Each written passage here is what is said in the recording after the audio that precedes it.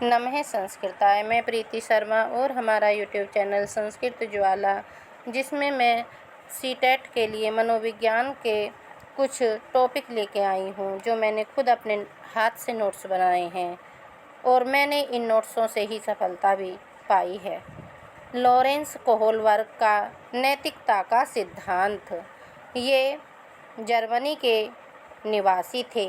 इनका पासवर्ड है विकास नैतिक दुविधा का परिणाम है। इसे नैतिक तर्कणा भी कहते हैं। जैसे एक बच्चे की परीक्षा है, उसी दिन उसके पिता बीमार हो जाते हैं तो एक नैतिक दुविधा में पड़ जाता है। इस सिद्धांत के 3 चरण हैं। नंबर 1, पूर्व नैतिक या पूर्व रूढ़िवादी या पूर्व परंपरावादी। इसकी उम्र है 4 से 10 वर्ष। इसमें टॉपिक हैं अहम केंद्रित। ये 0 से शुरू होता है। 0 अहम केंद्रित, what good and what bad. Yes, जैसे स्वार्थी बच्चा, सारी आइसक्रीम मुझे दे दो। दूसरा है नंबर 1, दंड व आज्ञा पालन या अनुशासन, पनिशमेंट। नो, जैसे माता पिता का नियंत्रण होता है, दूसरों का हिस्सा खाना गलत है। फिर नंबर 2 पे है यांत्रिक सापेक्षता, सेल्फ इंटरेस्ट। यस। अब आया दूसरी हेडिंग, नैतिकवादी, रूढ़िवादी, परंपरावादी। पहली थी पूर्व नैतिकवादी, पूर्व रूढ़िवादी, पूर्व परंपरावादी। दूसरी है नैतिकवादी, पूर्व नैतिकवादी, रूढ़िवादी और परंपरावादी। 10 से 13 वर्ष की इसमें उम्र है और इसका टॉपिक है परस्पर एकरूपता, good boy and good girls. No, बच्चा अच्छा लड़का व अच्छी लड़की का अनुकरण करता है। नंबर 4 टॉपिक है इसमें, क्योंकि 0 से शुरू होता है और लास्ट तक के टॉपिक गिने जाते हैं। 6 चरण होते हैं इसमें। नंबर 4 है अधिकार संरक्षण, लॉ एंड ऑर्डर्स। नो, कानूनी व्यवस्था का पालन करे और आत्मनिर्भरता होती है। और अब आगे इसमें उत्तर, तीसरी हेडिंग है उत्तर नैतिकवादी, उत्तर रूढ़िवादी, उत्तर परंपरावादी। 13 से 16 या 17 वर्ष की। इसमें 5वां नंबर है सामाजिक अनुबंध, सामाजिक अनुबंध, सोशल कॉन्टैक्ट। यस, इस अवस्था में बच्चा स्वार्थ सिद्ध करता है, तुम मेरे बारे में मत बताना और मैं तुम्हारे बारे में नहीं बताऊंगा। नंबर 6 सार्वभौमिक नैतिकता, यूनिवर्सल प्रिंसिपल। यस, बच्चा सच्चाई से काम करता है, मैं दूसरों का भला सोचूंगा। उम्र में इसमें 13 से 16 और 17 वर्ष तक। अब इसमें जो मेन टॉपिक हैं, यह सिद्धांत 0 से शुरू होता है, इसीलिए इसमें 6 स्टेप हैं। प्रथम अवस्था में बच्चे नियमों का पालन दंड से बचने के लिए करते हैं।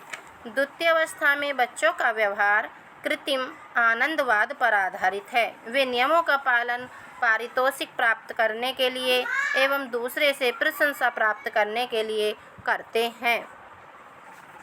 तृतीय अवस्था में बच्चों में लौकिक नैतिकता का विकास होता है।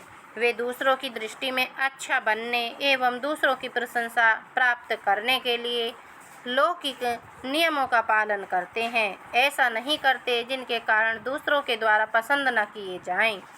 चतुर्थ अवस्था में बच्चे समाज की निंदा से बचने के लिए समाज द्वारा स्वीकृत आचरण करते हैं।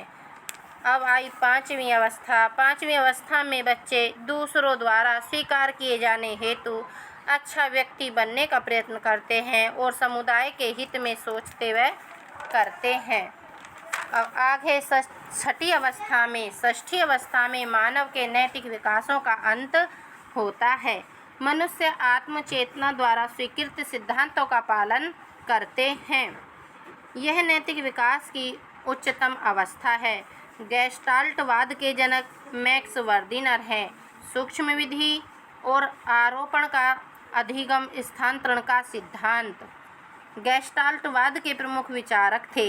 ये जो थे, ये हमारे जो कोहलवर्ग जो थे, लॉरेंस कोहलवर्ग, तो ये हमारे गेस्टाल्टवाद जर्मनी भाषा का शब्द दिया जिसका अर्थ है पूर्ण आकृति, और ये गेस्टाल्टवाद के प्रमुख विचारक भी थे। वन मानुषों की संख्या 6 थी, लेकिन सारे प्रयोग चिंपैंजी सुल्तान पर किए। चिंपैंजी का नाम था सुल्तान। सिद्धांत का पासवर्ड है सुल्तान चिंपैंजी। समग्रवाद या गेस्टाल्टवाद या अवयवी के प्रमुख विचारक कहलाते हैं। आरोपण का सिद्धांत, इनकी पुस्तक है the text of gestalt, the mentality of apps. अब हमारा आया अगला सिद्धांत, पेवलोव का संबंध अनुक्रिया सिद्धांत 1904। ये रूसी वैज्ञानिक थे। इनके अन्य सिद्धांत के नाम हैं अनुकूलित अनुक्रिया का सिद्धांत, अनुकूलित प्रत्यावर्तन का सिद्धांत, शास्त्रीय अनुकूलन का सिद्धांत। 3 अन्य नाम और मिलते हैं।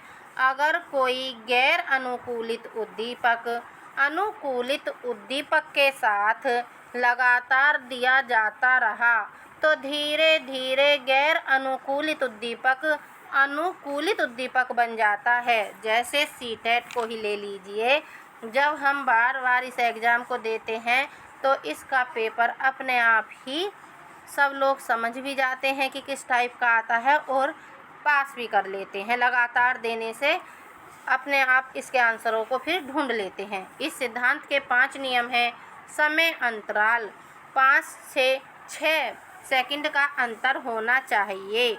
तीव्रता, उद्दीपक तीव्र होना चाहिए। एकरूपता, हर बार एक ही चीज़ से किया जाए। पुनरावृत्ति, बार बार करना। व्यवधान, किसी और प्रकार की रुकावट ना हो। इस सिद्धांत के नियंत्रक तत्व हैं: नंबर 1 अनुक्रिया का प्रभाव, नंबर 2 उद्दीपकों में समय का संबंध, नंबर 3 उद्दीपन की पुनः आवृत्ति, नंबर 4 भावनात्मक पुनर्वलन। भावनात्मक पुनर्वलन में अभ्यास, समय और बाहरी बाधाएं आती हैं। आगे है इसके प्रेरक, बुद्धि, आयु, मानसिक स्वास्थ्य ये आती हैं हमारी भावनात्मक पुनर्वलन में। और शिक्षा में उदाहरण देखिए इसके, लगातार घंटी शिक्षा में उदाहरण है। कै सिखाने के लिए कबूतर पक्षी का प्रयोग जो किया था वो पेवलोव ने ही किया था। पेवलोव ने कहा लगातार घंटी बजाने एवं भोजन न देने से लार टपकने की जो आदत है उसका विलोपन हो जाएगा। जब कुत्ते को हम बार बार खाना देते हैं, घंटी बजाते हैं लगातार, फिर उसके बाद तुरंत ही खाना देते हैं।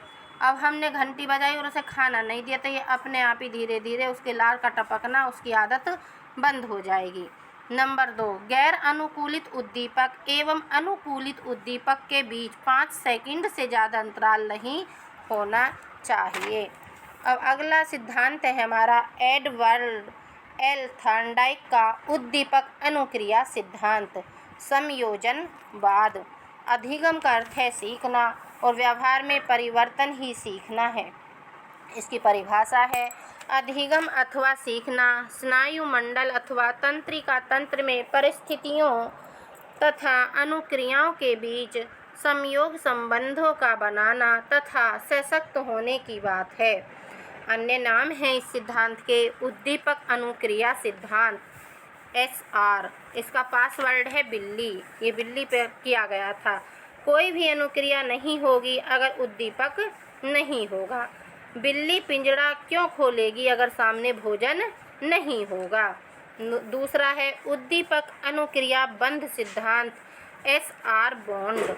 अगर आप चाहते हैं उद्दीपक के साथ सही अनुक्रिया हो तो उद्दीपक को अनुक्रिया से इतनी ही देर तक जोड़े रखें जो एक बंध विकसित हो जाए। नंबर 3 संयोजनवाद का सिद्धांत या संबंधवाद का सिद्धांत। उद्दीपक से अनुक्रिया को जोड़े रखना ही संयोजनवाद संबंधवाद का सिद्धांत कहलाता है। नंबर 5 त्रुटि एवं प्रयास का सिद्धांत। कोई भी अनुक्रिया पहली ही क्रिया में सही नहीं होती है। गलत अनुक्रिया का एक दौर चलता है, गलत करके सीखते हैं। बिल्ली ने कई बार में पिंजरा खोला।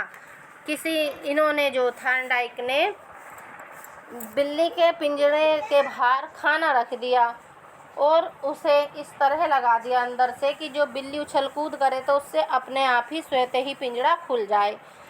अब जब वो बाहर खाना रखा था तो उसने उछल कूद शुरू कर दी उसे पाने के लिए, वो भूखी थी। तो उसने जब उछल कूद करी तो उससे उसका जो बंद कर रखा था जिस जगह से, वहाँ पे टच हुआ और वो खुल गया पिंजरा। अब वो ऐसी ही क्रिया रोज़ करने लगी। अगर बाहर खाना नहीं रखेगा तो वो करेगी नहीं क्रिया करनी अपने आप ही बंद कर देगी बिल्ली। ठीक है, आज के लिए इतना ही। धन्यवाद। सभी हमारे चैनल को सब्सक्राइब कीजिए और लाइक कीजिए और शेयर कीजिए।